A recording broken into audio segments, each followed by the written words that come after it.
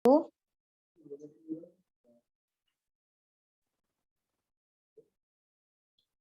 selamat siang teman-teman. Selamat datang di webinar series kedua dari kelukesah.co, yaitu Public Speaking, yang judulnya Kiat-Kiat untuk Belajar Berbicara di Depan Umum. Nah, hari ini kita bakal dibersamai oleh Mbak Annelies Prawaramadani dan juga Mbak Sakinah. Oke, sebelumnya izinkan saya memperkenalkan diri. Nama saya Aura Nabila sebagai MC pada hari ini. Kemudian sebelum kita mulai nih, kita kenalan dulu sama keluh kesah. Apa sih keluh kesah itu? Jadi, kelukesah.co ini adalah komunitas yang bergerak di bidang sosial dan juga pendidikan. Di mana keluh kesah ini bertujuan untuk mencapai kebersamaan dan kebahagiaan yang menghadirkan senyuman bagi semua orang tanpa terkecuali dengan mengedepankan nilai solidaritas yang tinggi, selaras dengan menyediakan dan membagikan ilmu pengetahuan secara simpel namun juga kompleks. Nah, sekarang kita bakal mulai nih. Izinkan saya untuk memperkenalkan moderator kita dulu pada hari ini, yaitu Mbak Sakinah. Oke, jadi mana nih Mbak Sakinah? Halo Mbak Sakinah, udah ada belum? Maria. Halo. Halo Mbak Sakinah. Oke, jadi di sini saya akan membacakan CV-nya Mbak Sakinah ya. Jadi Mbak Sakinah ini adalah mahasiswi psikologi di salah satu universitas di Yogyakarta. Nah, pengalaman Mbak Sakinah ini sangat banyak banget nih. Salah satunya yang saat ini pada tahun ini Mbak Sakinah geluti adalah sebagai asisten psikolog, kemudian juga peer konselor di beberapa tempat ya Mbak Sakinah ya. Kemudian Mbak Sakinah juga banyak banget nih achievements-nya, seperti menjadi mahasiswa berprestasi, kemudian juga best speaker, kemudian presenter, dan juga pernah menjadi best paper. Kemudian Mbak Sakinah ini sering banget menjadi speaker dan juga moderator di beberapa webinar ya Mbak Sakinah. Oke. Halo Mbak Sakinah, mungkin sebelum kita mulai, kita bisa baca doa menurut agama dan kepercayaan masing-masing dulu ya. Berdoa mulai.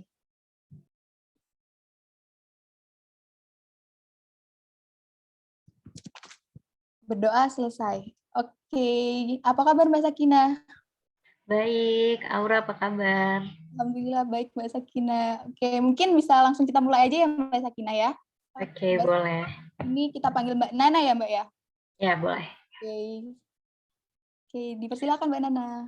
Oke, thank you Aura. Oke, selamat siang menjelang sore teman-teman semua. Perkenalkan, nama saya Sakinah, tapi teman-teman bisa panggil Nana. Seperti yang sudah diperkenalkan tadi oleh Mbak, merupakan mahasiswa psikologi. Dan saat ini saya akan menemani teman-teman nih di siang hari ini untuk belajar bareng-bareng terkait dengan public speaking. Oke, mungkin sebelumnya teman-teman aku pengen nanya ini gimana kabarnya teman-teman di hari ini. Oh ya, mungkin teman-teman juga yang bisa on cam, silahkan on cam ya biar kita makin interaktif. Dan juga mungkin nanti jika teman-teman ada pertanyaan, teman-teman bisa raise hand. Nanti kita akan tunjuk dan teman-teman bisa langsung menyalakan mikrofonnya ya nanti kalau udah saya sebutkan namanya seperti itu. Oke teman-teman, silakan yang bisa on cam dinyalain ya kameranya teman-teman biar kita bisa makin seru nih webinarnya di hari ini. Oke. Seperti yang tadi udah kita bicarakan ya, hari ini kita akan membahas tentang public speaking nih teman-teman. Nah, mungkin aku pengen tahu nih teman-teman, kenapa sih sebenarnya teman-teman join di webinar kali ini? Bisa ditulis di komen ya, kenapa teman-teman pengen nih belajar buat mendalami tentang public speaking itu sendiri. Oke, sambil aku nunggu jawaban dari teman-teman, mungkin di sini aku mau memperkenalkan pembicara kita hari ini teman-teman. Oke. Sebelumnya mungkin aku mau share screen dulu ya. Oke, teman-teman sambil ditulis ya alasannya kenapa nih mau ikut webinar di sore hari ini.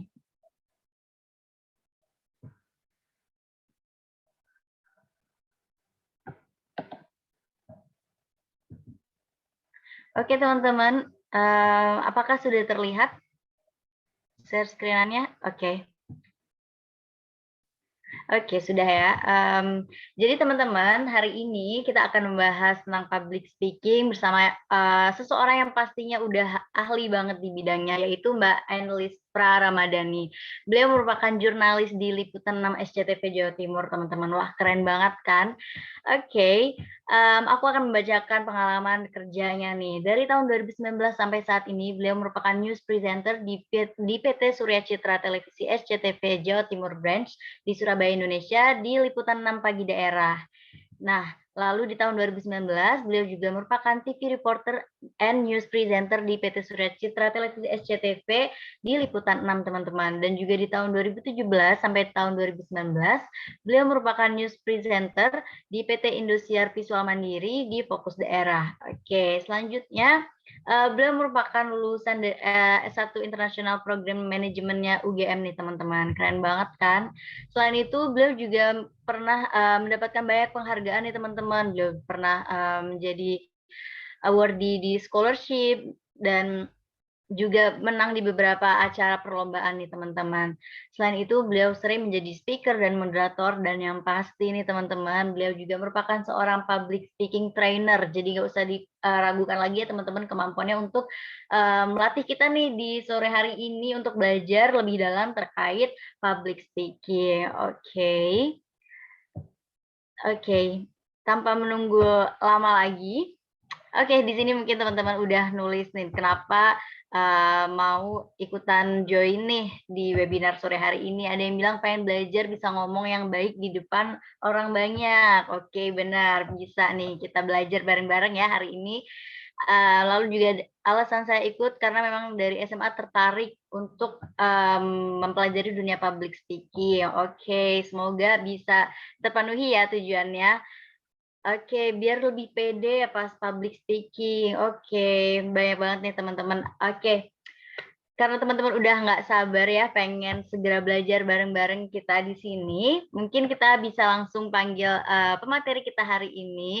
Halo Mbak Enlis, apakah sudah join dengan kita di sini? Halo Sakina. Halo Mbak, oke.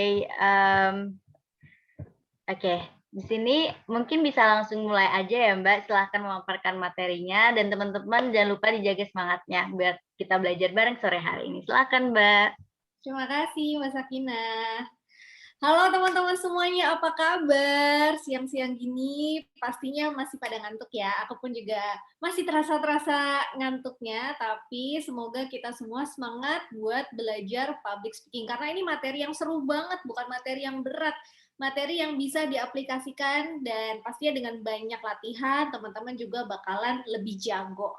Oke, sebelum aku memulai materi pada hari ini, boleh teman-teman dinyalakan dulu kameranya, karena aku mau melihat wajah teman-teman yang cantik dan ganteng. Kalau aku udah bisa lihat wajah dari teman-teman semuanya, nanti ketika praktek, teman-teman bisa aku lihat gimana cara praktek dari teman-teman. Nah, silakan untuk dinyalakan untuk kameranya, boleh, nggak usah malu-malu ya. Kita latihan untuk melatih kepercayaan diri. Silakan teman-teman semuanya dinyalain dulu. Udah ada Mbak Mia Fatma Yanti yang udah menyalakan kamera, ada Mbak Astri, ada Mbak Lampita Widya, ada Mas Hasan Fadli. Tadi udah menyalakan kamera. Ayo kita coba cari nyalain lagi kameranya. Siapa lagi nih? Oke, ada Mas Alauddin Atarik, ada Mas Dede Akmal, ada Mbak Novia Ananda, ada Mbak Revi Desita. Ayo, siapa yang belum aku panggil? Ada Mbak Greselia, ada Mbak Mutmainah Arifudin. Siapa lagi? Ada Mbak Afifa Chandra. Kemudian, siapa lagi nih? Nggak usah malu-malu ya. It's okay, karena kita bakalan seru-seruan bareng di sini. Dan pastinya aku juga pengen lebih dekat sama teman-teman juga. Kalau kata pepatah, tak kenal maka tak sayang. Jadi supaya lebih sayang, kita kenalan dulu. Oke. Yes, sudah beberapa nih udah pada nyala ini.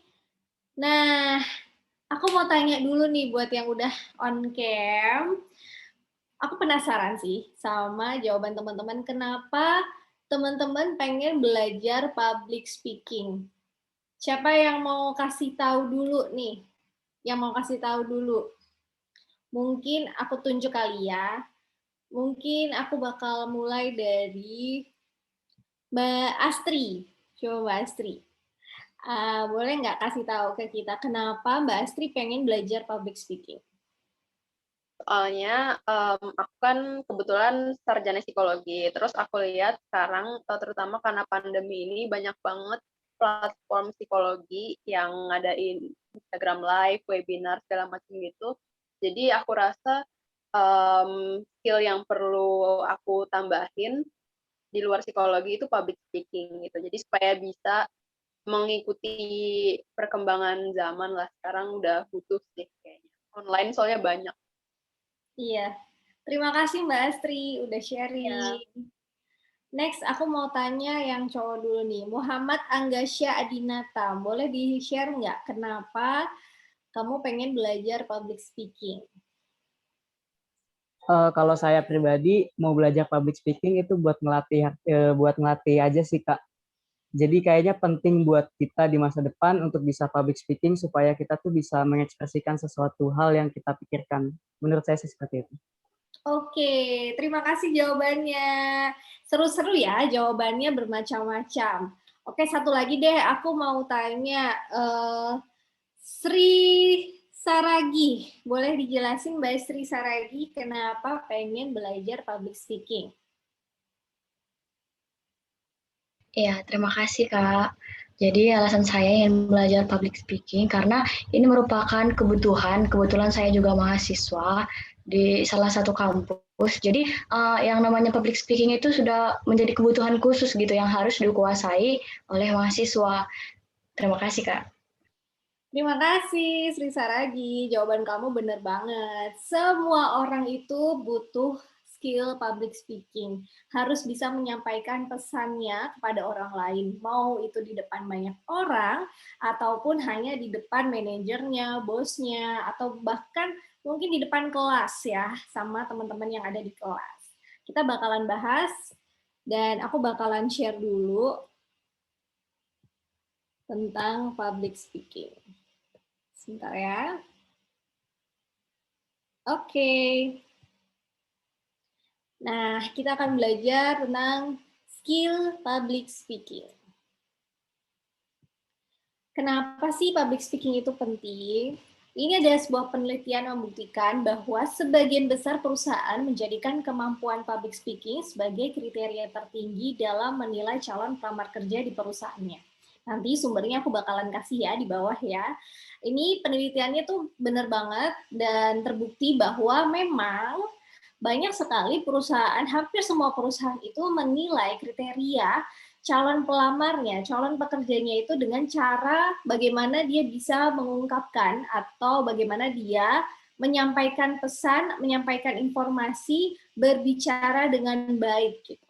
Ini makanya kenapa penting banget, apalagi khusus buat teman-teman yang masih kuliah atau teman-teman mahasiswa. Nanti ketika teman-teman semua mau cari kerja, lulus, nah, teman-teman harus bisa mengasah skill, harus bisa mengasah kemampuan teman-teman untuk berbicara di depan interviewer, bisa di depan HR-nya nanti.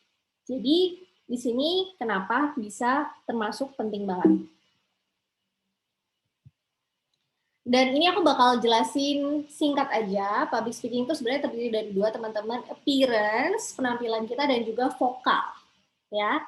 Nah, kenapa appearance itu termasuk dalam public speaking? Gini, cara kita menggunakan baju, cara kita berpakaian, cara kita menggunakan outfit ini itu termasuk dalam komunikasi loh. Karena baju yang kita pakai itu juga mengkomunikasikan sesuatu. Itu mencerminkan kepribadian kita, mau tidak mau. Ini ada di bukunya salah satu dosen komunikasi ya, tentang seni berbusana dan komunikasi. Ini menjelaskan bahwa ketika kita memakai baju, misal aku memakai baju warna kuning, ini mencerminkan pribadi aku yang mungkin ceria, mencerminkan aku yang sangat-sangat terbuka, kemudian mencerminkan aku yang tidak, yang menerima kritik dan saran begitu. Jadi baju kita itu juga mencerminkan pribadi kita. Apakah bajunya rapi, apakah bajunya kusut, apakah bajunya itu berwarna apa, warna-warni gitu kan.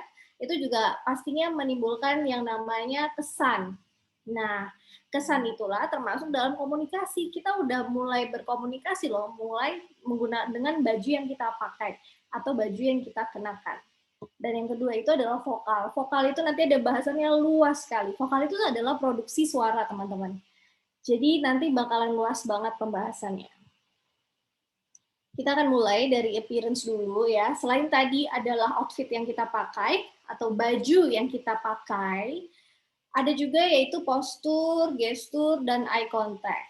Nah, cara kita menyesuaikan, cara kita menggunakan tangan kita nih, cara kita menyampaikan menggunakan tangan kita, cara kita berdiri, cara kita duduk. Nah, itu bisa memberikan 50% pemahaman kepada audiens. Jadi, jangan dianggap bahwa ketika kita ngomong, cuman ketika ngomong aja nih yang dianggap komunikasi, enggak. Tapi ketika kita ngomong, sambil kita menjabarkan dengan tangan kita, dengan postur, dengan gestur, dengan cara kita duduk, cara kita berdiri, dengan eye contact, cara kita melihat audiens, itu juga termasuk 50% body language, yaitu 50% pemahaman kepada audiens. Nah, jadi jangan lupa ini juga diperhatikan ya. Kadang kan kita suka lupa nih, yang kita perhatiin cuman cara kita ngomong doang, padahal enggak, public speaking itu bukan masalah ngomong aja. Public speaking itu masalah postur, gestur, eye contact, penampilan, itu termasuk dalam public speaking. Nah, lanjut ya. Nah, ini dia sikap badan yang baik. Itu namanya postur. Nah, pastikan teman-teman ketika teman-teman ngomong di depan umum atau menyampaikan orasi atau mungkin lagi pitching atau lagi presentasi di depan teman-teman atau di depan teman-teman yang lain di kelas, di depan dosen juga, pastikan untuk memiliki sikap badan yang baik. Sikap badan yang baik gimana sih? Sikap badan yang baik itu dia nggak bungkuk. Dia nggak bungkuk ya, tahu ya, kalau bungkuk kan gini. Nah, kita pastikan sikap badannya itu tegak. Kenapa ini penting? Karena kalau misalkan kita badannya bungkuk, itu menunjukkan bahwa kita itu males. Ya, itu kesannya kita males, kesannya kita kurang bersemangat, kesannya kita loyo. Sehingga nanti pesannya tidak dapat disampaikan dengan sempurna. Ya, jadi kalau bisa kita ketika menyampaikan sesuatu itu badannya tegak ya, tegak. Nah, kalau untuk perempuan biasanya bisa dengan posisi kalau misalkan pakai high heels ini juga bisa, atau pakai heels yang kecil aja pun nggak masalah, yang sedikit yang 2 cm gitu ya. Misal posisi berdirinya itu seperti menunjukkan angka 12 kurang 10. Jadi misal kaki yang kanan maju ke depan, yang kiri nih agak di belakangnya, tapi di sampingnya, tetapi menunjukkan posisi 12 kurang 10. Ya, jadi gini, 12 kurang 10. Nah gini, kakinya tuh kayak gini. Kalau yang cowok, pastikan bahwa kakinya itu sejajar sama bahu. Nah, itu kenapa harus seperti itu? Itu tuh supaya bikin kita enak, bikin kita nyaman. Bayangkan kalau misalkan kita yang cewek posisinya begagah gini. Ya, kalau orang Jogja bilang begagah. Jadi, sejajar sama bahu atau lebih lebar dari bahu. Nah, itu kan nggak enak banget ya. Kita posisinya harus yang cantik. Posisinya 12 kurang 10. Bisa kayak gini atau bisa kayak gini. Ya, kaki kanan yang depan, kaki kiri sebelah sini. Nah, kayak gini. Gitu. Itu tentang postur. Terus gestur. Nah, ini tuh gerakan tubuh yang dilakukan seseorang pada saat berkomunikasi dengan maksud menampilkan dan mempertegas makna pesan. Nah, pastikan teman-teman kalau gestur jangan terlalu tertutup kayak gini. Ya, biasain jangan terlalu tertutup gini. Upayakan untuk terbuka gesturnya. Kenapa terbuka? Terbuka itu kesannya kita menjangkau audiens. Kita menjangkau orang-orang yang sedang menonton, kita menjangkau orang-orang yang sedang memperhatikan kita. Kalau kita kesannya tertutup gini, ini susah. Jadinya kurang menandakan bahwa kita ini sedang mempresentasikan sesuatu. Jadi audiens pun rasanya nanti nggak bisa menerima 100% pesannya. Pastikan gesturnya kita selalu terbuka. Tetapi perlu diingat gestur terbuka ini juga jangan terlalu terbuka kayak gini ya. Jangan terlalu terbuka kayak gini, nggak enak dilihatnya. Jadi cukup segini aja ya. Terbuka kayak gini nggak apa-apa. Selebar bahu ini boleh segini nggak apa-apa. Dan kita sampaikan ke depan. Kayak gitu. Nah, itu gestur yang baik. Eye contact. Eye contact ini yang kadang-kadang susah kalau lagi nervous. Tapi bisa dilatih. Jadi ketika teman-teman memberikan eye contact, itu cara teman-teman untuk memenangkan audiens atau memenangkan mereka yang sedang memperhatikan kita. Pastikan eye contact itu kita lihat di satu ruangan tersebut. Kalau misalkan di dalam satu ruangan kita ada di depan, terus yang lain itu sedang duduk di depan kita gitu ya, pastikan eye contact-nya itu sekitar 180 derajat. 180 derajat itu gimana sih? Kalau segini kan 90 derajat ya. 1, 2, 3, 4, 5, 6, 7, 8, 9. Nah, jadi 90, 90. 180 derajat. Jadi kita kayak ngelihat semuanya. Tapi perlu diperhatikan juga eye contact ini nggak melulu di satu pandangan aja, di satu titik aja nggak. Jadi kita bisa dari titik sebelah kiri, kemudian ke tengah, kemudian ke kanan gitu. Atau misalkan dari kanan ke tengah terus ke kiri. Tapi pastikan badannya nggak goyang ya.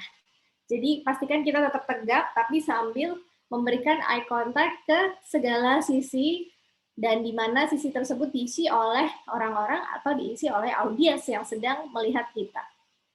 Ini soal eye contact. Ya, dipastikan eye contact ini akan menambah bagaimana pesan itu disampaikan. Nah, jadinya orang-orang yang mendengarkan tuh bakalan lebih yakin lagi nih sama apa yang kita sampaikan. Jadi, perhatikan eye contact.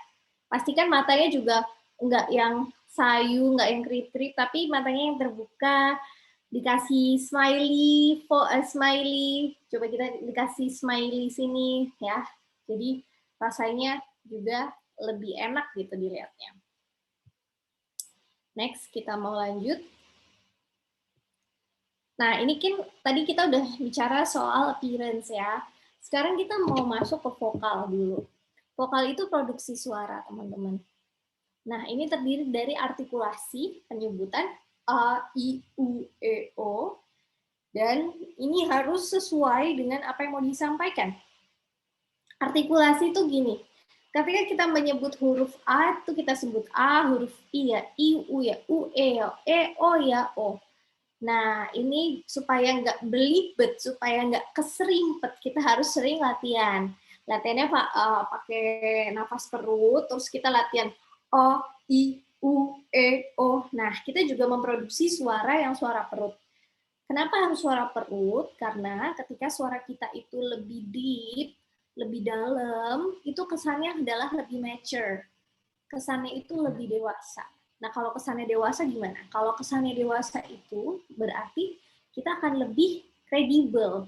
Kredibel, terpercaya, apa yang kita sampaikan itu penonton atau audiens itu bakalan lebih yakin. Bandingkan dengan kita kalau misalkan nadanya tinggi-tinggi, gitu, I, U, E, O, itu malah dikiranya anak kecil yang lagi ngomong. Jadi pastikan kita menyampaikannya itu dengan deep voice. Ini aku pun juga masih belajar kok, karena aku memang dari sananya tone voice aku tuh memang tinggi. Jadi aku selalu latihan untuk bisa menyampaikan pesan tersebut, menyampaikan huruf-huruf itu A, I, U, E, O. Gitu. Sampai sini jelas ya? Ini contohnya ya. Halo, selamat pagi saudara. Kami kembali menemani Anda dalam liputan 6 pagi SCTV.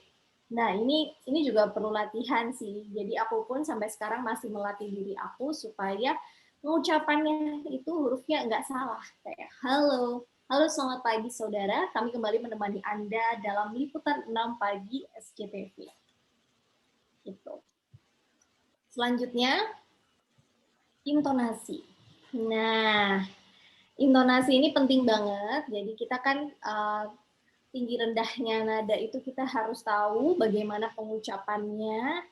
Kalau bisa, kita harus menyesuaikan dengan tempat-tempat, kita harus menyesuaikan dengan acaranya, kita harus menyesuaikan dengan maksud dari tujuan atau kegiatannya itu apa. Nah, kalau misalkan kita diminta jadi MC yang hore-hore, oke, intonasinya berarti bebas.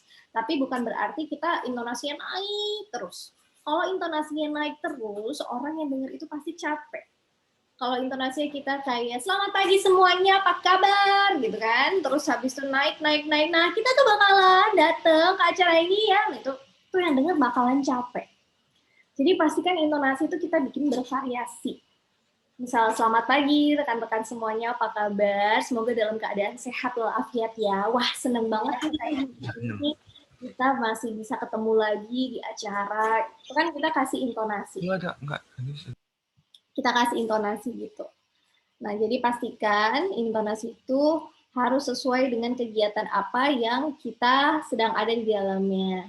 Dan kita juga pastikan bahwa pengucapannya kita itu jelas didengar oleh audiens. Kemudian ini stressing atau penekanan.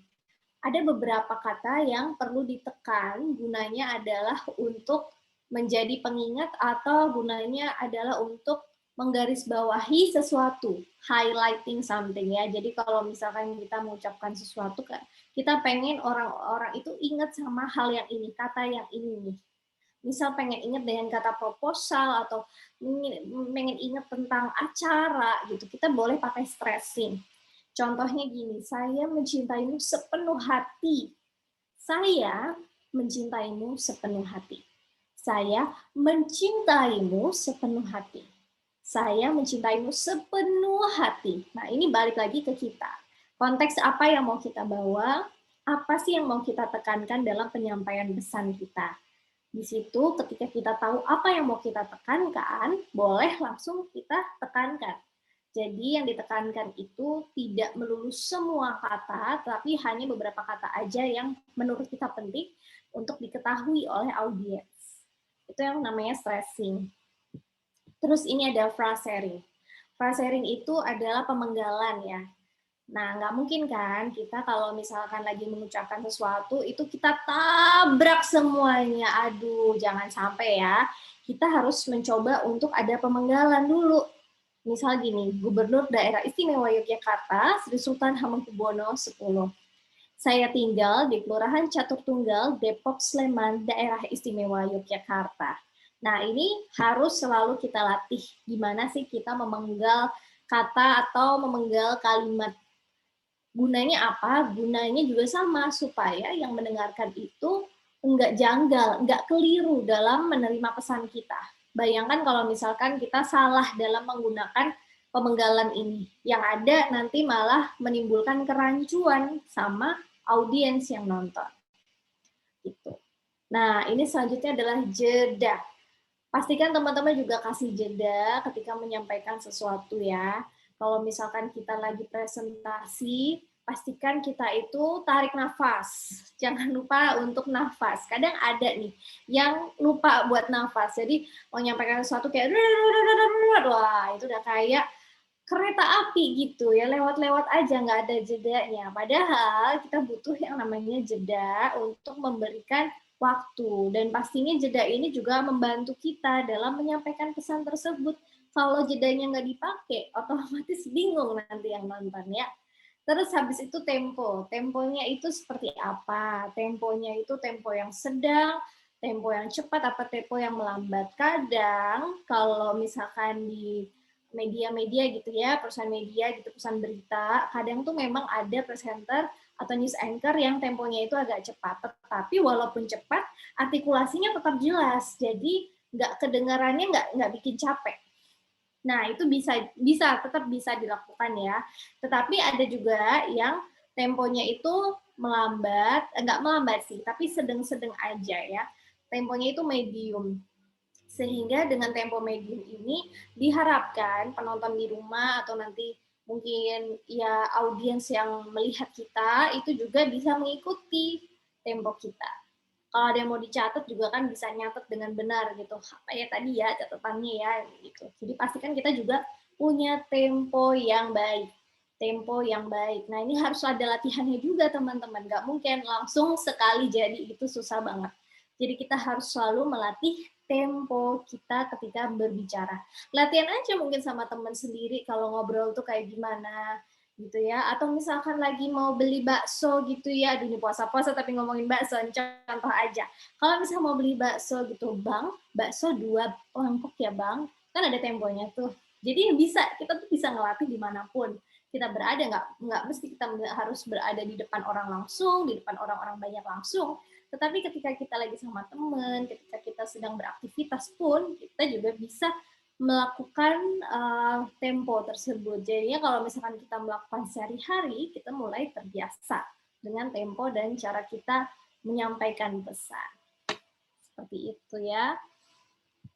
Oke, dan jangan lupa ketika kita menyampaikan sesuatu itu kita kasih smiley voice dan ekspresi. Kalau misalkan, ini sebenarnya balik lagi ya, ini sesuai dengan konteksnya. Kalau konteksnya itu memang acara yang kita bawakan, misalnya kita seorang MC atau kita presentasi itu memang kita pengen membuat investor atau membuat orang-orang itu terkesan dan juga pengen membuat mereka itu semakin semangat, kita boleh pakai smiley voice. Tapi kalau misalkan lagi jadi jurnalis di lapangan, terus kita lagi menyampaikan berita duka, kita tidak perlu memakai smiley voice. Ya, justru kita harus mencerminkan sikap kita harus ada empatinya, harus ada simpatinya gitu. Jadi smiley voice ini penting, tapi balik lagi, kita harus melihat konteksnya seperti apa. Kalau misalkan konteks acaranya itu adalah acara yang menyenangkan, acara yang memang membutuhkan semangat, boleh kita pakai smiley voice. Nah, smiley voice ini juga ngebantu banget loh. Kalau misalkan kita ngucapin, halo, selamat pagi semuanya. Beda kan sama dengan, halo, selamat pagi. Itu pasti beda. Beda banget. Kalau kita pengen bikin semangat orang yang melihat kita dan orang yang memperhatikan kita bisa tambahin dengan smiley voice. Ya, smiley voice. Terus, ini ada tekniknya. Suara, kata, dan body gesture. Ya, diingat-ingat ya, suara, kata, dan juga body gesture. Bukan bicaranya ini kayak burger trick, opening, materi, kemudian closing. Opening itu bisa apa? Bisa dengan salam, senyum, sapa, outlining. Terus isinya tuh apa? Isinya bisa tentang 5W1H, poinnya apa, dulu, sekarang, nanti. Kemudian terakhir kita jangan sampai lupa untuk closing ya, yaitu kita ucapkan sekian dan terima kasih. Mau ditambah quote juga boleh banget. Kalau misalkan kita mau tambah quote atau kasih pantun, itu juga oke banget. Ya, tapi ini sekali lagi harus kamu sesuaikan juga dengan konteksnya. Kamu sedang ngisi acara di mana? Kamu lagi mau presentasi tentang apa? Kalau misalkan presentasinya tentang pidato kenegaraan, tentunya closing-nya nanti berbeda dengan ketika kamu MC acara musik atau acara konser. Ya, itu pasti akan berbeda. Nah, ini aku bakalan sedikit kasih tahu tentang yang namanya elevator pitch.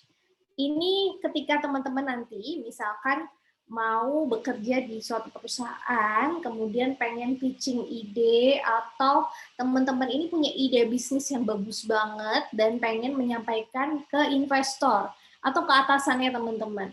Dan itu cuma dikasih waktu dikit.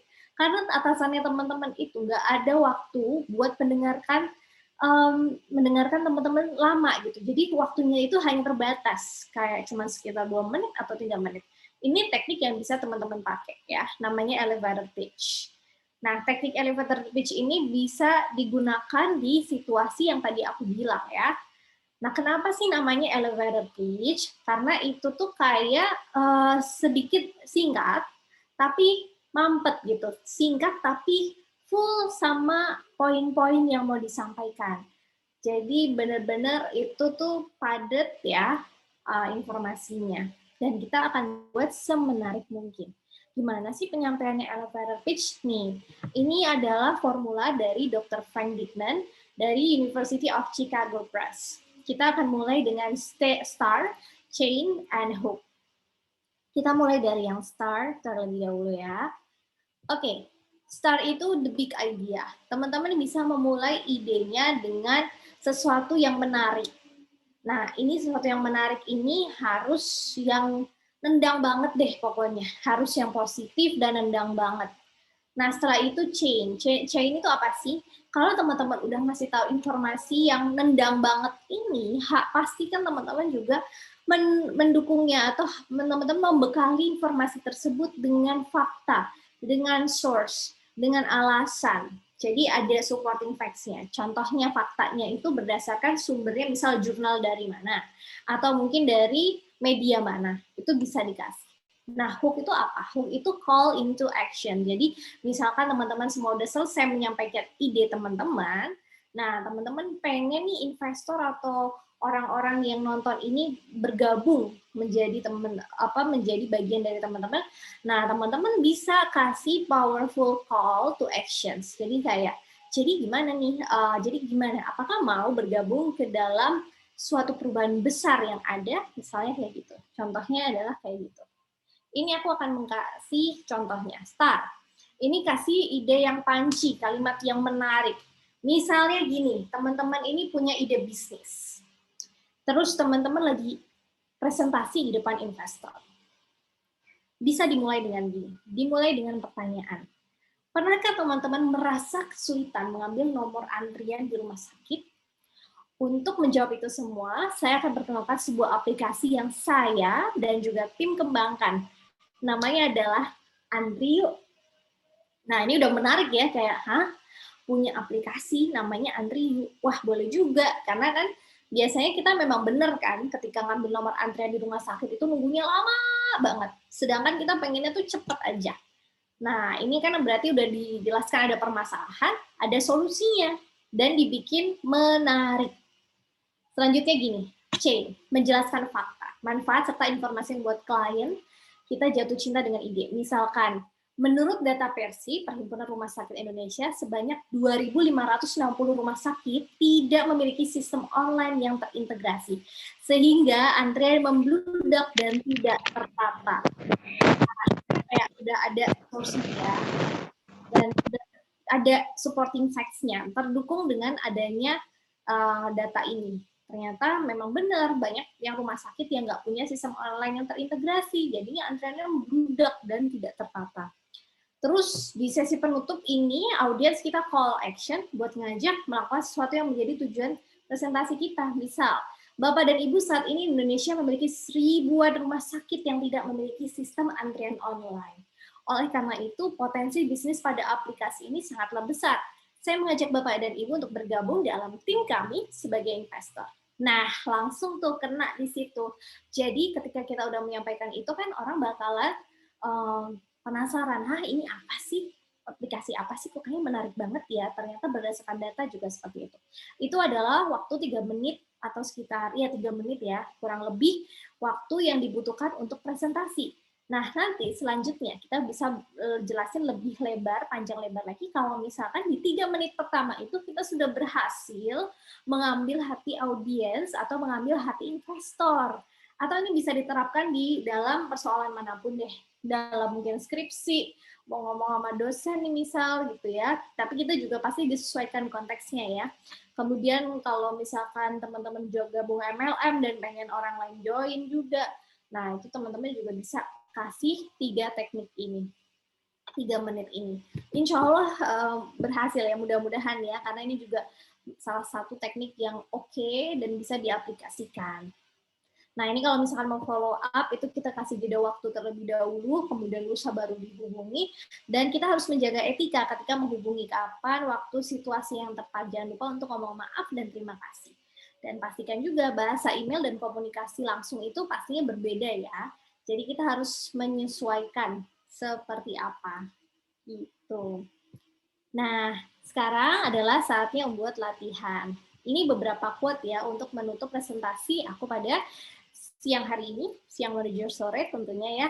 A good speech should be like a woman's skirt, long enough to cover and subject to cover the subject and short enough to create interest. Dari Winston Churchill. In presentation or speeches, less really is more. Proper planning and preparation prevents poor performance. Jadi kita kalau misalkan udah menyiapkan segala sesuatunya dengan baik, kita mengurangi adanya mungkin kemungkinan bahwa performance kita kurang baik gitu. Jadi kan kita udah latihannya udah benar-benar maksimal nih. Itu akan mengurangi kemungkinan bahwa kita nggak bakalan maksimal. Oke, kurang lebih seperti itu yang bisa aku sampaikan untuk presentasi hari ini. Gimana teman-teman? Semoga menarik dan aku pengen kita latihan ya. Kita latihan, nggak cuma mendengarkan aku presentasi. Aku mau ada feedback dari teman-teman semuanya. Aku mau teman-teman semua mempraktekkan apa yang sudah aku sampaikan. Nanti ketika teman-teman mempraktekkan, aku bakalan bantu untuk kasih feedback, untuk kasih penilaian ke teman-teman. Apakah teman-teman sudah mencangkup semua value atau mencangkup teknik-teknik tadi yang sudah aku sampaikan. Seperti itu. Jadi boleh kali ya kita mulai untuk praktek. Aku bakal kasih waktu nih teman-teman. Aku bakal kasih waktu sekitar 5 menit. Teman-teman bisa untuk bikin elevator pitch. Terserah mau apa aja.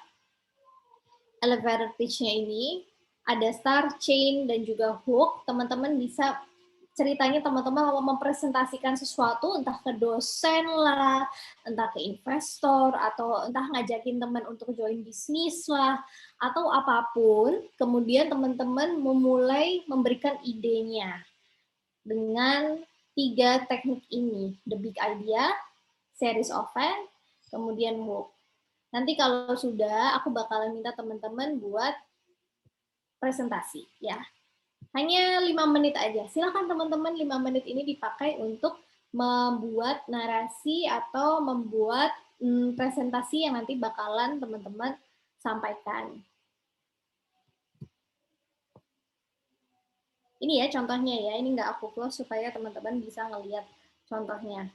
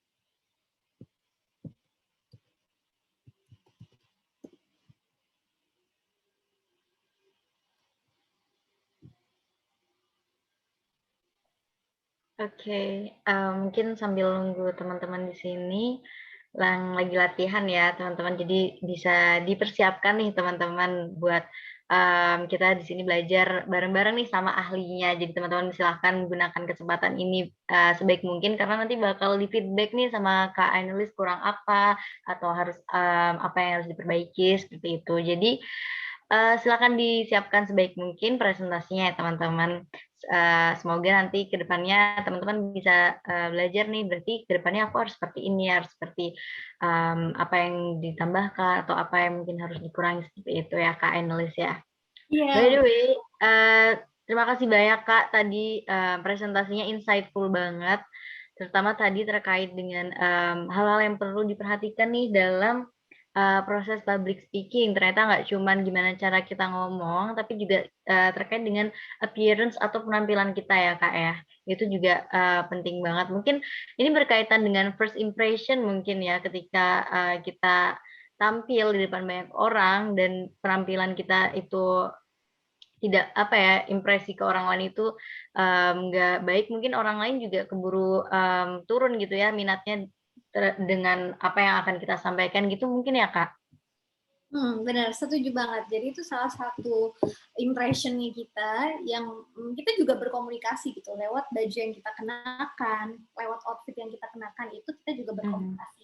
Karena busana itu juga ada kaitannya sama mungkin individu kita, personality kita pengen menunjukkan ke orang yang seperti apa sih. Nah, itu termasuk dalam komunikasi. Oke, menarik banget. Oke, teman-teman. Jadi kita harus tetap perhatiin nih penampilan kita kayak gimana. Mulai tadi warna baju yang kita pakai. Kalau warna yang cerah itu lebih menunjukkan kita itu orangnya ceria dan sebagainya. Itu ternyata ngaruh banget loh teman-teman. Wah, itu informasi yang mungkin detail dan mungkin kita nggak pernah notice itu, tapi ternyata itu penting buat mulai kita perhatiin nih setelah kita belajar public speaking bareng Kak Analis. Kedepannya mungkin teman-teman bisa memperhatikan hal tersebut dan juga tentunya tadi terkait dengan vokal juga yang tidak kalah penting gitu ya Kak ya. Bener banget, Mbak Sakina. Mbak Sakina juga bagus loh public speaking-nya. Dan Iya. Terima kasih. Ini juga masih belajar. suaranya udah oke, udah dalam banget. Terima kasih. Oke, mungkin di sini kita bentar lagi bakal denger nih dari teman-teman di sini ya, Kak ya. Iya, boleh banget, boleh banget. Mungkin teman-teman yang sudah siap bisa raise hand ya nanti. Nanti aku bakalan bantu kasih feedback buat teman-teman. Terus mungkin nanti Mbak Sakina juga boleh nambahin sesuatu kalau misalkan Mbak Sakina ngelihat sesuatu ini, oh udah oke nih, keren. Nah, itu Mbak Sakina juga bisa nambahin. Oke. Oke, mungkin teman-teman yang udah siap bisa raise hand ya. Kita bakal latihan bareng-bareng nih. Harus pede ya, teman-teman. Tenang, di sini kita semua belajar kok. Nggak ada yang salah, nggak ada yang benar. Kita di sini semua belajar, kita saling mengerti satu sama lain, kita saling belajar dari satu orang. Aku pun juga nggak sempurna kok, aku juga masih belajar dan terus belajar supaya nantinya ilmunya itu bisa bermanfaat buat teman-teman.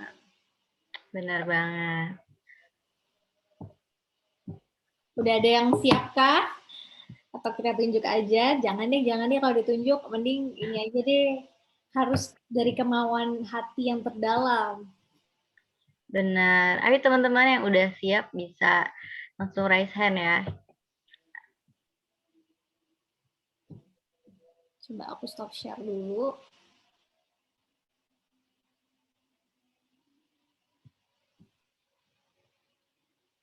Mungkin sambil di-on-in kameranya ya. Kameranya boleh di-on dulu.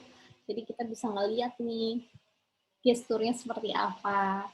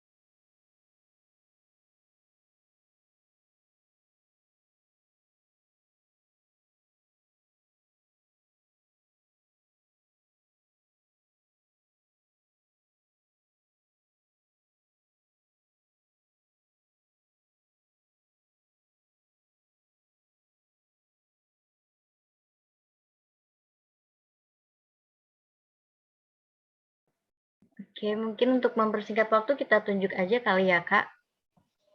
Oke deh, nggak apa-apa. Coba Mbak Sakina boleh dibantu tunjuk. Oke, mungkin teman-teman sebelumnya bisa menghidupkan kameranya ya. Tadi udah rame loh yang menghidupin kamera. Yuk kita hidupin lagi kameranya. Yuk kita hidupin lagi yuk teman-teman yuk. Aku pengen lihat nih wajah cantik dan gantengnya teman-teman semua yang join hari ini. Biar supaya kita semakin semangat. Betul. Oke.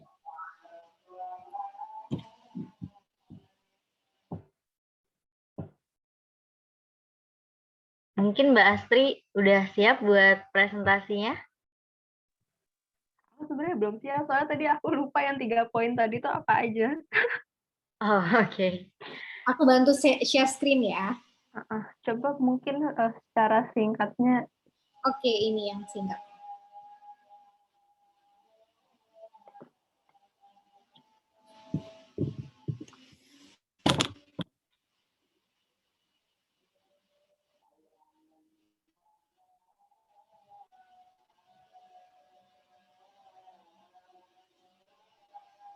Yang hook itu kayak gimana tadi Kak contohnya? Nah, yang hook tadi contohnya itu kayak gini.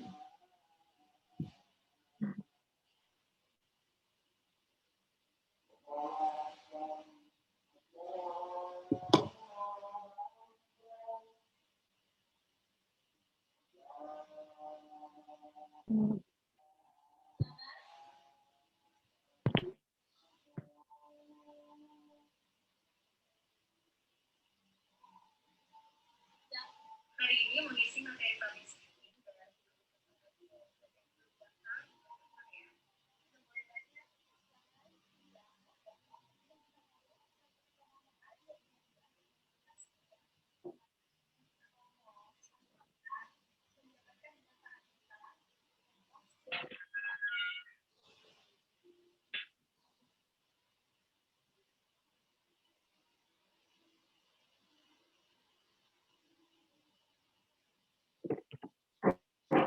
Aku udah kebayang, cuman nggak tahu deh, kayaknya agak terbata-bata nanti. nggak apa-apa kan sama-sama latihan. Boleh kalau gitu, mau langsung dicoba? Iya boleh deh. Oke. Tapi aku sambil baca lagi. Nggak apa-apa. Boleh kita sambil coba ya. Ini buat teman-teman yang lain nih, buat contoh teman-teman yang lain nih, keren banget, udah semangat Mbak Astri. Oke. Teman-teman, di masa pandemi ini, kita harus selalu pakai masker ya kalau keluar rumah. Nah, pernah nggak sih kalian itu gara-gara keseringan pakai masker medis atau kain, malah justru jadi jerawatan? Nah, aku ada solusinya nih, kenalin namanya Astri Secret. Astri Secret itu menjual skincare berupa masker wajah yang komposisinya dari ganggang hijau biru, udah terbukti loh ampuh mengatasi jerawat. Nah, kalian bisa cek dulu Instagramnya @astrisecret karena udah banyak banget honest review-nya dari selebgram-selebgram loh. Yuk follow aja dulu, kita glowing bareng-bareng. Yeay!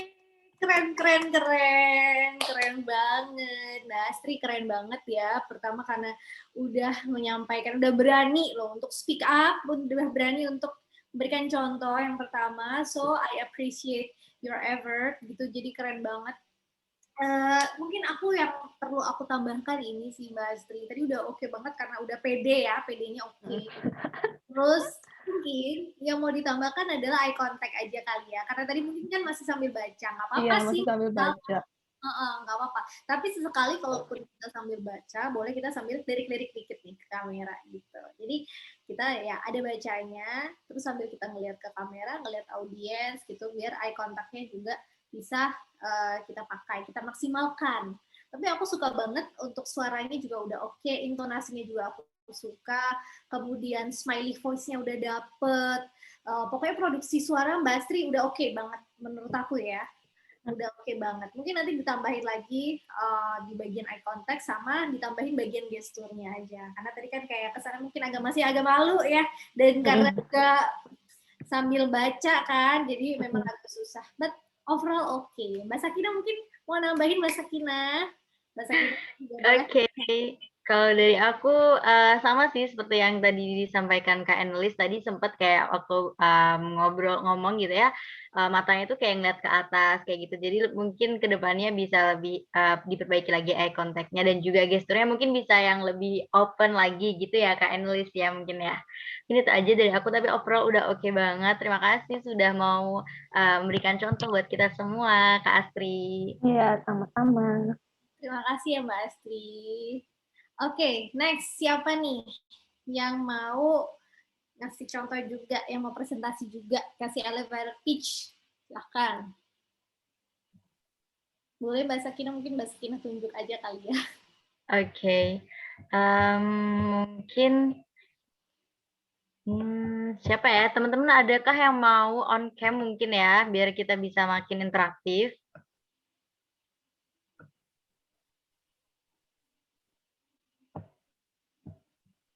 Kalau nggak ada, gimana kalau kita langsung ke sesi tanya jawab aja, Kak? Oh gitu, boleh. Iya. Boleh.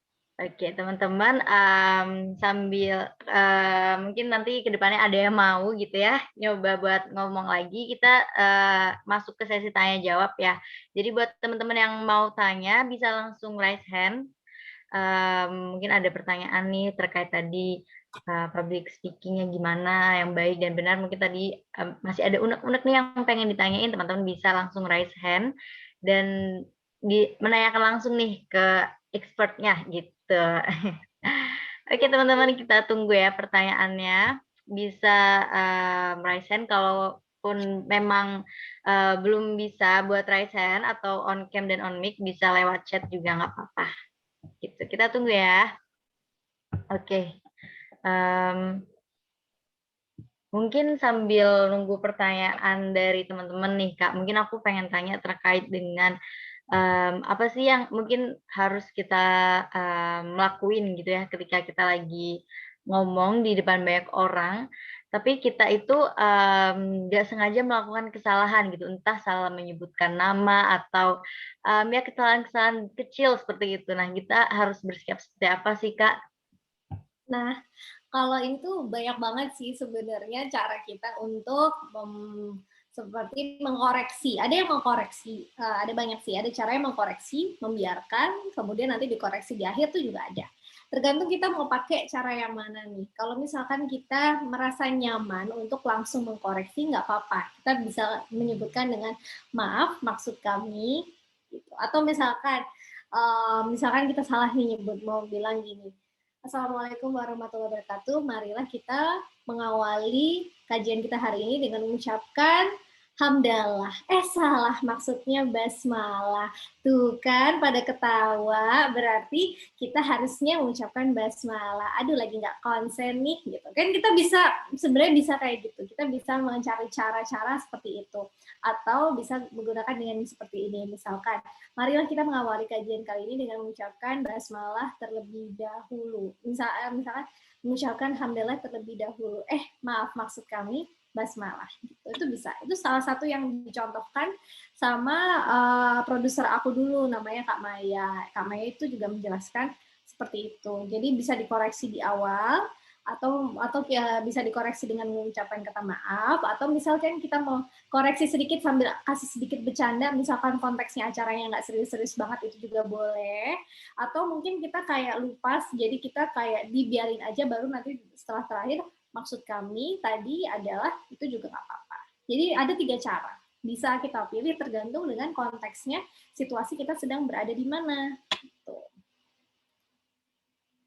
Oke, wah menarik banget jawabannya. Jadi tergantung, balik lagi mungkin ke kita, tergantung situasinya seperti apa, dan juga mungkin ketika kita melakukan kesalahan itu pasti kita kayak ada rasa panik sedikit gitu ya Kak ya. Jadi mungkin kita pinter-pinternya mengelola emosi saat itu, jadi bridging-nya gimana lagi gitu ya Kak ya. Oke, jadi sini ada Kak Devia nih, Kak Devia Angelin, tadi dia pengen nyoba buat public speaking tadi itu Kak, yang contoh itu, cuman dia belum bisa on cam Kak. Gimana Kak? Diperbolehkan untuk coba ngomong lagi? Bisa sih aku lihat, cuman karena nggak ada gestur sama posturnya, mungkin aku bakalan lebih kasih feedback soal produksi suara kali ya, lebih ke tentang vokal. Oke, apa ya, karena dia kameranya rusak katanya Kak, gitu. Oke, mungkin Kak Devia bisa on mic. Halo Kak Sakina, halo Kak Annelies. Halo Devia. Halo, kenalin nama aku Devia dari SMA 1 Karawang. Ya, silakan Devia. Iya, jadi aku mau kasih materi yang udah tadi kakak kasih. Aku mau coba ngomong. Ini materinya agak sedikit kurang ya Kak, tapi coba dinilai ya Kak. Boleh. Oke. Tahukah kakak-kakak sekalian bahwa ada banyak orang yang masih membaca buku berbentuk e-book ilegal? Lalu, bagaimana caranya kita mengatasi permasalahan yang cukup menggegerkan penulis dan penerbit? Kami punya suatu program berbasis online Start Reading with Me, yaitu aplikasi yang memuat tentang informasi seluruh buku-buku secara legal. Menurut data Premier Reading Challenge Sydney, Australia, 89% dari 100% orang di dunia lebih memilih membaca buku berbentuk e-book ilegal. Kakak-kakak sekalian, dari banyaknya permasalahan mengenai beredarnya e-book ilegal, kami sebagai tim pendiri Start Reading with Me mengajak kakak-kakak untuk bergabung dengan program resmi kami. Terima kasih. Oke, terima kasih Devia. Iya, Kak. Keren deh Devia, kamu udah pede banget. Aku suka.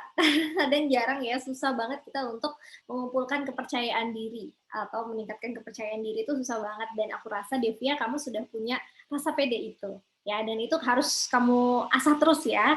Harus pede terus ya supaya nantinya ke depannya bisa lebih baik lagi.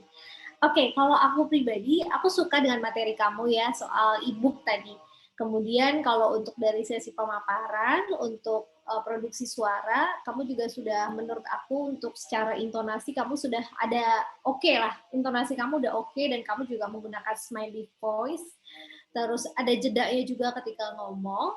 Nah, cuman mungkin tambahan dari aku adalah Devia mungkin bisa lebih pakai deep voice ya. Jadi kalau misalkan tadi mungkin suaranya Devia ini tone-nya memang agak tinggi kayak aku dulu. Biasanya sih aku kan juga, aku orang Sunda nih dulu juga, aku juga ngerasa tone aku memang lebih tinggi gitu. Nah, Devia mungkin bisa ngelatih gimana caranya untuk menurunkan tone tersebut dan menggantinya dengan suara yang lebih dalam. Suara lebih dalam itu bisa pakai suara perut nih. Misalkan kayak, tahukah teman-teman tentang aplikasi yang oke banget nih. Oh, aplikasi ini adalah, itu kan rasanya kan nanti akan beda dengan ketika kayak, tahukah teman-teman, dengan itu kan pasti akan beda. Nah, Devia mungkin bisa menambahkan lebih deep voice-nya. Dan dari deep voice tersebut pasti akan menambah kredibilitasnya dari Devia sendiri. Jadi ketika Devia menyampaikan materi, otomatis materinya Devia ini akan dinilai berkualitas gitu.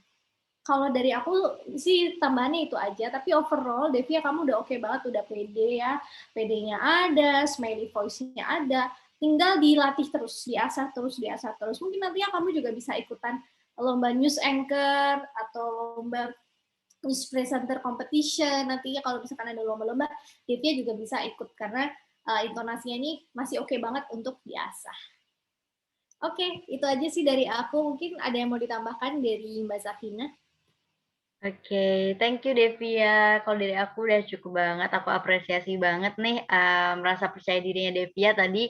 Walaupun Devia masih SMA, tapi udah sekeren ini. Jadi mungkin bisa dikembangin lagi ke depannya ya Devia, biar bisa makin keren ke depannya. Oke, thank you Devia. Oke nih Kak, jadi di sini udah banyak banget nih pertanyaannya. Mungkin aku bisa bacain ya. Ini ada dari Kak Revi Desita. Menanyakan nih, Kak, gimana sih caranya menghilangkan grogi saat berbicara di depan umum? Karena terkadang rasa grogi itu tuh buat kita tuh jadi buyar, ngeblank, lupa sama apa yang akan kita sampaikan. Seperti itu, Pak. Oke. Nah, kalau ini tuh sering banget pertanyaan yang aku terima adalah gimana caranya menghilangkan grogi. To be honest, grogi itu nggak bisa dihilangin. Grogi itu akan selalu ada, dan itu sangat normal untuk punya rasa grogi, punya rasa nervous. Yang kita bisa latih adalah gimana sih cara kita mengolah rasa grogi tersebut. Nah, kan seperti yang namanya energi ya, tidak bisa dimusnahkan, tapi bisa dipindah menjadi energi lain. Kita bisa pindahkan energi grogi tersebut dengan energi lainnya. Energi lainnya apa sih? Energi lainnya itu lebih kepada energi kita smiley voice, untuk terus untuk bisa menyampaikan materi. Nah, inilah pentingnya cara kita untuk latihan. Jadi kita harus perbanyak latihan. Walaupun nantinya kita tetap grogi, tetapi dengan latihan kita akan semakin terbiasa untuk tahu step-step apa sih yang bisa dilakukan setelahnya. Gitu. Jadi grogi itu normal banget, tetapi kalau misalkan kita latihan dulu, misalkan kita latihannya malam sebelum acaranya besok pagi, nih kita latihan di depan kaca, kita latihan 3 kali, 4 kali, 5 kali, sampai benar-benar kita paham sama materi yang apa disampaikan, otomatis besokannya kita akan merasa lebih rileks. Dan jangan lupa untuk selalu mengatur nafas. Kalau misalkan sebelumnya kita mau kebelet, mau pipis, kita pipis dulu.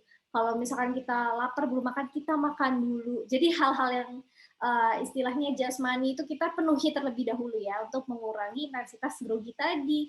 Kalau misalkan kita haus, kita minum dulu, kita tenangin diri dulu. Jangan lupa untuk tarik nafas ya, tarik nafas kemudian keluarkan, tarik nafas keluarkan, dan yakin sama diri sendiri kalau kita bisa, yakin kalau kita mampu. Bayangkan aja kalau misalkan kita mampu ngomong dengan lancar, bayangkan aja. Nah, kalau misalkan kita udah positif duluan nih di pikiran kita, udah membayangkan bahwa kita lancar, insya Allah sih tingkat kegrogiannya tuh lebih berkurang gitu. Jadi bisa memakai latihan, jasmaninya dipenuhi dulu, dan berdoa jangan lupa, terus tarik nafas dan buang nafas. Itu aja sih tips-tipsnya. Sebenarnya gampang, cuman memang emang susah untuk dilakukan, tapi kita bisa kok dengan kita latihan terus-terusan. Oke, berarti mungkin aku simpulin bahwa gak apa-apa ketika kita mau berbicara di depan banyak orang itu muncul rasa grogi, tapi kita bisa menangani hal tersebut dengan terus latihan sebelumnya, kita mempersiapkan diri sebaik mungkin. Jadi kita saat presentasi bisa lebih siap gitu ya, Kak ya. Benar. Oke, semoga menjawab ya pertanyaannya. Baik, lanjut di sini ada pertanyaan dari Kak Paras Afifah Putri. Mau bertanya nih, misalnya Kak saat sedang bertanya, saat ada yang bertanya saat kita sedang bicara depan umum, tapi pertanyaan tersebut belum bisa kita kuasai. Nah, atau kita nggak tahu jawaban yang benar apa. Nah, bagaimana kita untuk menanggapi hal tersebut? Seperti itu. Kalau ini sih tergantung dengan konteksnya juga ya. Nah, daripada kita salah bikin persepsi yang salah atau kita memunculkan asumsi-asumsi yang tidak benar, lebih baik kita jujur aja untuk bilang mohon maaf untuk masalah itu mungkin nanti bisa ditanyakan kepada yang bersangkutan. Misalnya kita akan mengalihkan kepada yang bersangkutan yang lebih mampu untuk menjawabnya atau lebih kredibel dalam tanda kutip menjawabnya gitu. Untuk sumbernya itu kan nanti kita bisa sampaikan seperti itu, karena kita juga nggak bisa asal ngomong ya. Kalau misalkan emang kita bener nggak tahu, jangan dipaksa untuk kita tahu. Tapi kita olahlah kata-kata kita supaya jawabannya tetap terdengar elegan. Dengan cara kita sampaikan bahwa untuk tidak menimbulkan persepsi atau menimbulkan asumsi-asumsi lain, mungkin nanti bisa dicari jawabannya melalui sumbernya apa. Misal sumbernya dari ID nih, misal dari ID atau misalkan sumbernya dari kementerian langsung atau mendengarkan statement dari kenegaraan presiden seperti itu.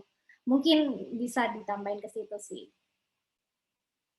Oke, terima kasih Kak nulis pertanyaannya. Semoga menjawab ya tadi pertanyaan dari Kak Paras Afifah.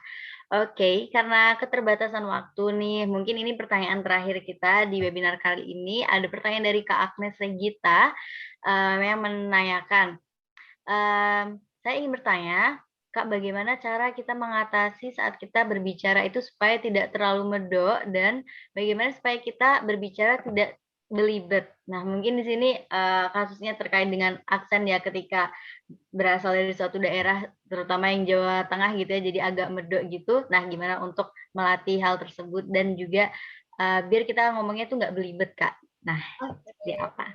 Nah, kalau masalah aksen itu semua orang itu punya aksen. Nah, tergantung konteksnya dulu nih. Apakah konteksnya kita ada pidato kenegaraan kah? Atau kita misalkan harus ngomong di depan orang secara resmi. Kalau kita misalkan ngomong secara resmi sih aku rasa kita memang harus melatih untuk meredam medok itu. Atau misalkan kita sebagai jurnalis kita emang nggak boleh medok. Nah, sebagai reporter atau presenter itu emang nggak boleh. Tapi di berbagai acara tergantung sih acaranya. Kalau misalkan acaranya itu tidak terlalu formal dan itu hanya penyampaian suatu materi, misalkan dosen memberikan suatu arahan atau memberikan suatu materi kepada mahasiswanya, aku rasa medok pun itu nggak masalah, karena itu kan sudah aksen dari sananya.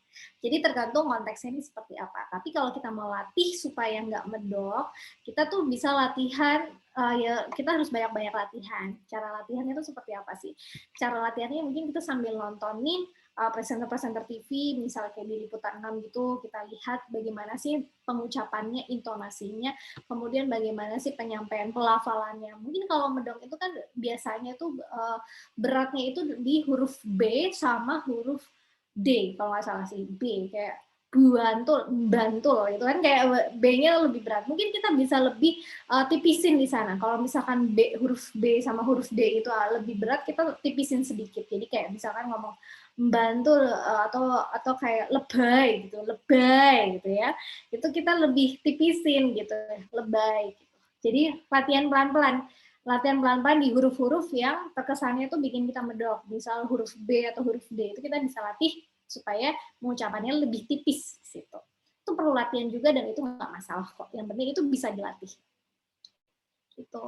Terus apa lagi ya? Udah ya tadi ya soal itu aja ya. Oh, buat nggak belibet, kalau kita mau nggak belibet, gini. Belibet itu karena apa yang ada di otak kita itu nggak sesuai sama apa yang mau kita sampaikan di mulut, yang kita ucapkan gitu.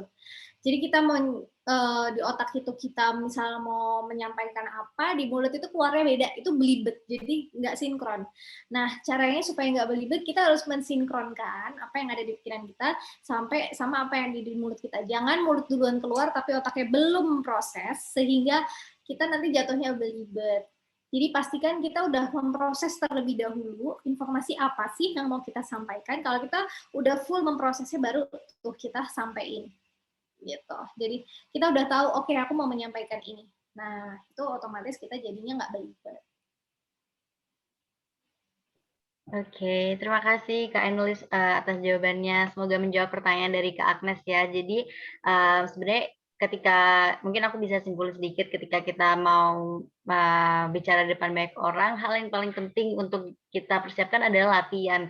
Karena dengan banyak latihan pasti kita akan lebih siap gitu. Karena kan pasti kita udah pernah sering ya dengar kata practice makes perfect gitu ya.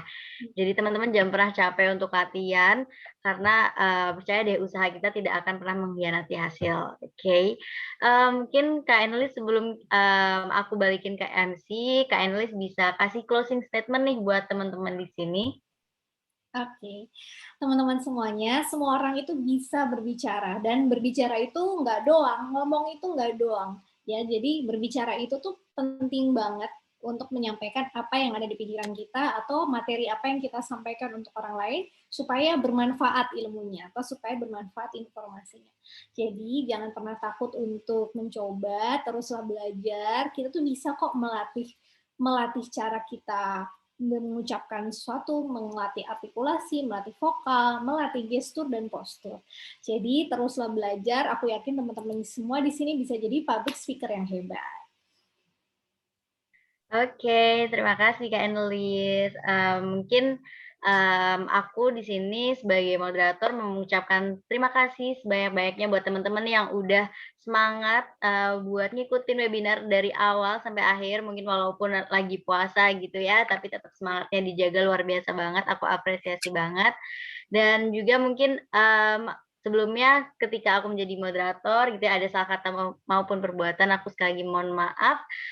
Semoga apa yang kita pelajari di webinar kali ini bisa membawa dampak positif ke depannya buat teman-teman, terutama buat teman-teman yang mau belajar public speaking nih. Oke, mungkin itu aja yang bisa aku sampaikan di sore hari ini. Selanjutnya aku kembaliin lagi ke MC. Terima kasih. Baik, terima kasih banyak Kak Anelis dan juga Kak Sakinah atas presentasi yang sangat luar biasa banget nih Kak. Kita dapat pengalaman baru juga. Oke. Terima kasih banyak teman-teman yang udah meluangkan waktunya selama kurang lebih 1,5 jam ya Kak ya. Jadi di sini ada beberapa informasi nih Kak. Sebelum kita masuk ke sesi foto bersama, kita ada beberapa informasi dari Keluh Kesah. Jadi untuk link presensi udah dibagikan di grup WhatsApp peserta ya teman-teman. Nah, untuk pengisiannya bisa sampai hari ini pukul 23.59 waktu Indonesia Barat. Untuk pengiriman sertifikatnya H+7 ya teman-teman dari hari ini. Kemudian jangan lupa untuk ikut berbagai acara yang akan dilakukan oleh Keluh Kesah juga pada tanggal 1 Mei dan tanggal 8. Kemudian juga kami masih ada melakukan open donasi selama Ramadan ini. Jangan lupa untuk ikut terus kegiatan-kegiatan Keluh Kesah, bisa pantengin IG @keluhkesah.co. Kemudian juga bisa nih dari Mbak Anelis. Teman-teman bisa tanya soal public speaking ke @anelis pramramadani@gmail.com ya teman-teman. Oke, mungkin Kalau Instagram @analis_pramadani aja, yang gmail.com itu buat email. emailnya. Iya, Mbak. Oke, berarti kalau misalnya mau IG-nya bisa langsung klik aja di keluh kesah, juga pernah di-tag ya, Kak ya? Benar-benar. Oke. Mungkin sekian dari kami, dari keluh kesah. Sebelumnya mohon maaf apabila ada kesalahan kata dari saya ataupun Kak Sakina juga, dan dari teman-teman panitia yang lain. Sebelum kita akhiri, mungkin kita bisa foto bersama dulu yuk sama Kak Analis, sama Kak Sakina juga, dan sama teman-teman. Mungkin teman-teman bisa on cam ya, teman-teman. Yuk dinyalain kameranya yuk, biar kita bisa foto bareng. Yuk kita foto bareng, bisa dinyalain.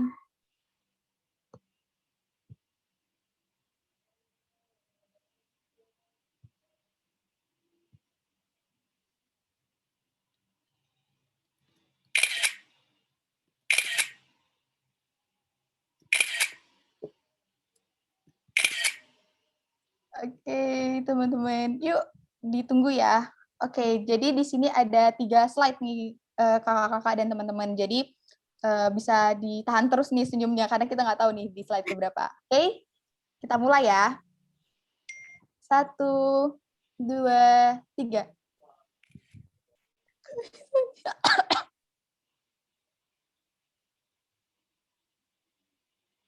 Oke, kita mulai. 1, 2, 3. Oke, lagi. 1, 2, 3. Oke, satu lagi. 1, 2, 3. Oke. Oke, terima kasih banyak teman-teman atas maaf ya Mbak ya. Di sini lagi rame banget nih Mbak. Jadi banyak banget nih yang mensupport dan ikut webinar kita tadi Mbak. Katanya keren banget Mbak Analis dan Mbak Sakina. Tuh keren banget nih Mbak bagi supporternya. Oke, terima kasih banyak teman-teman. Terima kasih juga buat Mbak Analis dan juga Mbak Sakina. Semoga kita bisa bertemu di lain kesempatan. Dari kami mohon maaf. Wabillahi taufiq wal hidayah. Wassalamualaikum warahmatullahi wabarakatuh. Terima kasih banyak. Assalamualaikum warahmatullahi wabarakatuh.